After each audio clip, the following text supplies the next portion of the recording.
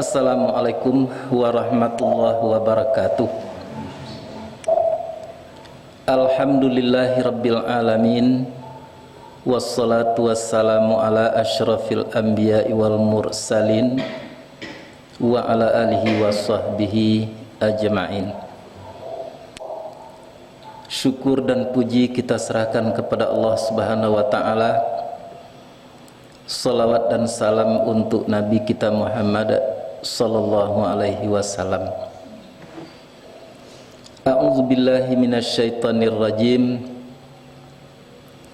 Wa hadza kitabun anzalnahu mubarakun fattabi'uhu wattaqu la'allakum turhamun. Dan inilah kitab yang telah menurunkan kami akannya, yang penuh dengan keberkatan, maka ikutlah olehmu akannya, dan bertakwalah kamu, mudah-mudahan kamu diberi rahmat atau mendapat rahmat. Shadaqallahul azim. Al-An'am 155. Ayat itu menegaskan bahwa kitab ini adalah sesuatu yang harus diikut. Nah, yang akan diikuti itu tentu perintahnya, larangannya, anjurannya, itulah yang harus diikuti. Nah, mengapa? Karena kitab itu adalah petunjuk Allah Subhanahu wa ta'ala, bebas daripada kekurangan, tidak ada mempunyai kelemahan apalagi kesalahan. Maka untuk itulah kita diperintah untuk mengikut, untuk menjalankan dengan secara hati-hati, yang di ujungnya kita akan mendapatkan rahmat daripada Allah Subhanahu wa ta'ala. Nah, rahmat itulah yang akan membuat kita berkemampuan atau berhak untuk mendapatkan kebaikan-kebaikan dari Allah, khususnya pahala atau syurga. Tanpa dirahmati, tanpa disayangi oleh Allah Subhanahu wa ta'ala, nah maka kita tidak akan berhak untuk mendapatkan kebaikan daripada Allah Subhanahu wa ta'ala. Katakanlah sewaktu kita di dunia kita perlu keberkatan hidup, perlu keberkatan harta, itu tidak akan didapatkan kecuali kalau disayangi oleh Allah Subhanahu wa ta'ala.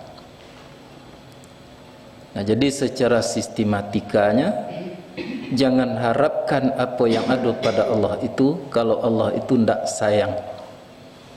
Jangan diharapkan sayang Allah itu akan terjadi sebelum kita mengikut apa yang diperintahkan, apa yang dilarang oleh Allah Subhanahu wa ta'ala untuk ditinggalkan.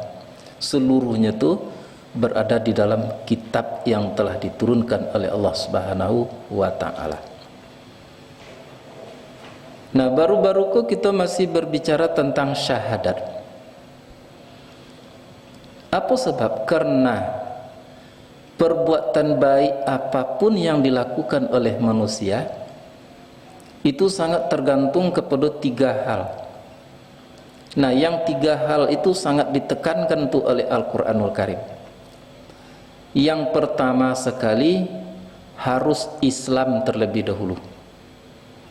Artinya perbuatan baik sebesar apapun itu tidak akan bernilai di sisi Allah Subhanahu wa ta'ala kecuali perbuatan baik orang-orang Islam.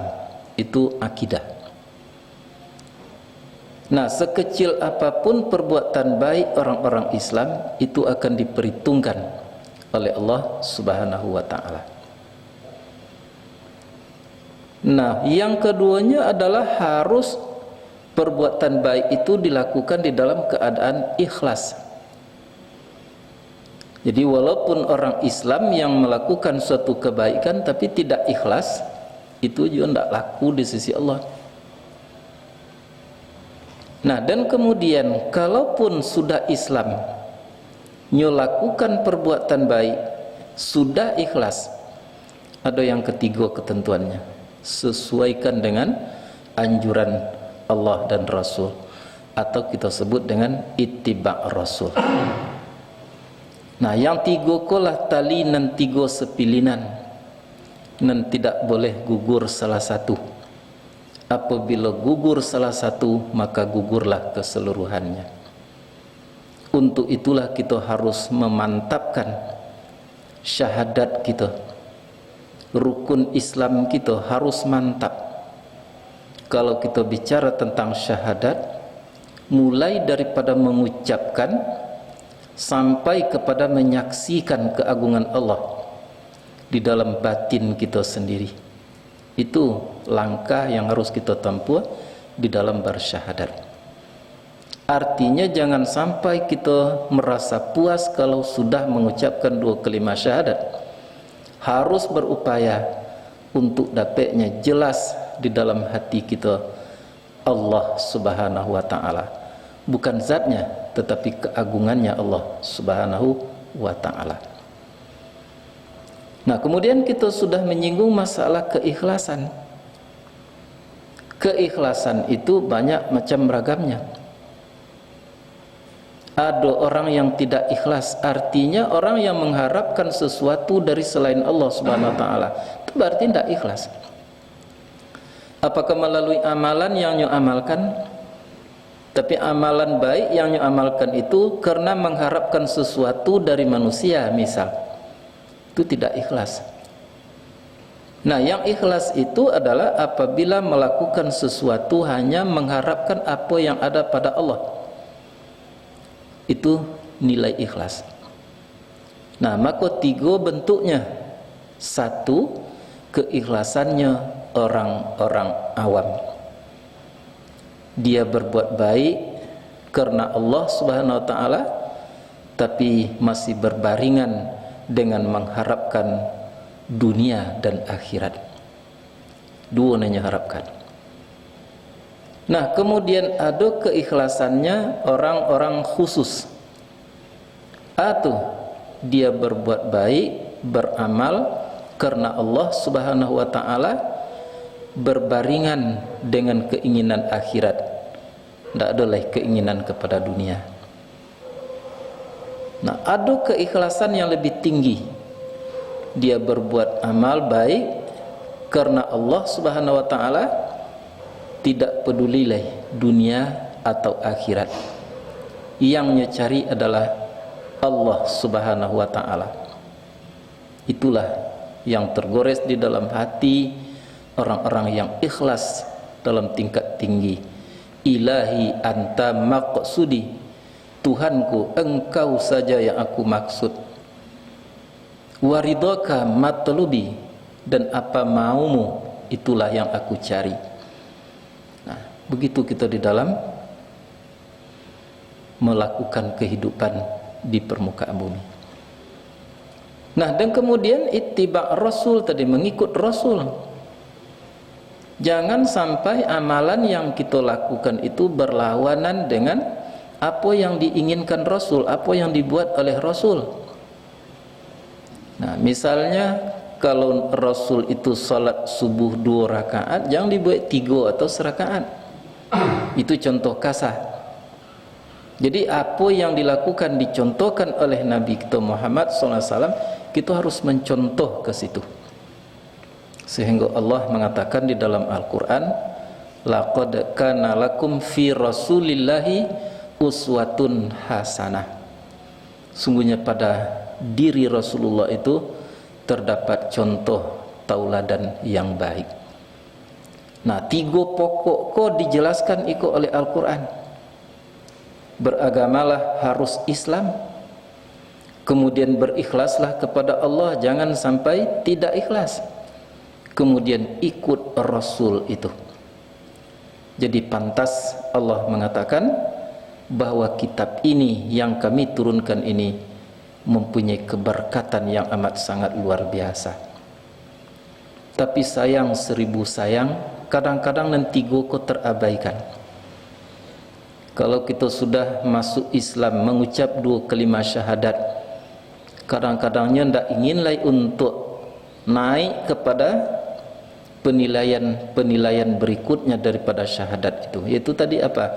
Menyaksikan keagungan Allah Subhanahu wa ta'ala.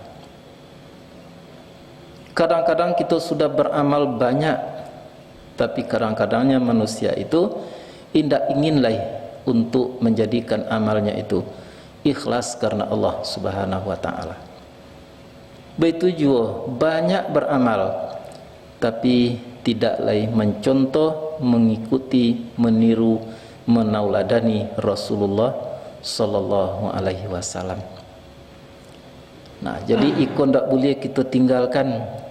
Ucapkan 2 kalimat syahadat, proses diri kita, tambah kemampuan kita untuk benar-benar jelas keagungan Allah Subhanahu wa ta'ala. Beramallah banyak-banyak dan berusahalah untuk menjadi orang yang ikhlas. Kemudian lakukan yang terbaik, jangan sampai keluar daripada apa yang dicontohkan oleh Nabi kita Muhammad sallallahu alaihi wasallam. Nah, dalam ayat tadi disertakan oleh Allah wattaqu. Wattaqu itu dan takwalah kamu. Artinya yang 3 tadi kamu harus hati-hati. Benar-benar kamu teliti, benar-benar kamu perhitungkan hatimu. Jadi arti takwa itu, asal kata takwa itu wiqayah. Wiqayah itu arti memelihara, hati-hati.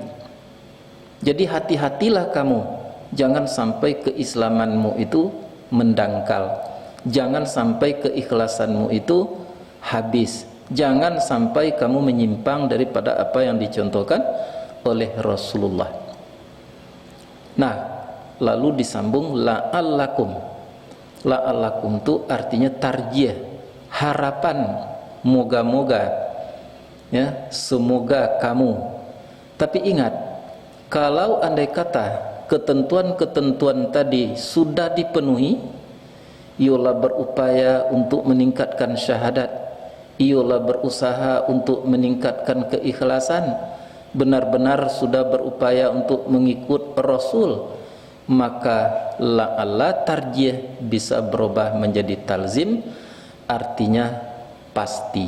Kalau tadi mudah-mudahan, semoga kini berubah menjadi pasti. Apa yang pasti? Turhamun. Turhamun itu fi'il mudhari' yang dibina bagi majhul. Disayangi kamu, dirahmati kamu, pasti kamu disayangi oleh Allah Subhanahu wa ta'ala. Nah, kalau sudah disayangi tadi, maka tidak ada lagi ya kekecewaan bagi seseorang yang berbuat baik. Tetap diberikan pahala, diberikan ganjaran, baik ganjaran di dunia, apalagi nanti di akhirat. Ganjaran di dunia, keberkatan, keridaan, dan ganjaran di akhirat nanti adalah surganya Allah Subhanahu wa ta'ala. Nah, jadi harus kita mampu ya melihat bahwa sesungguhnya yang kita inginkan itu berada di tangan Allah. Keberkatan di tangan Allah, keredaan di tangan Allah, keringanan di tangan Allah. Maka untuk itu jangan cuba-cuba mencari apa yang di tangan Allah, tapi carilah Allah Subhanahu wa ta'ala itu sendiri. Apa falsafahnya? Ingin sesuatu, dekati yang punya sesuatu. Kalau yang punyanya sudah sayang, yang punyanya sudah dapat, apapun yang di dalam genggamannya akan diberikannya kepada orang yang disayangi. Mudah-mudahan dapat kita jadikan bahan renungan. Assalamualaikum warahmatullahi wabarakatuh.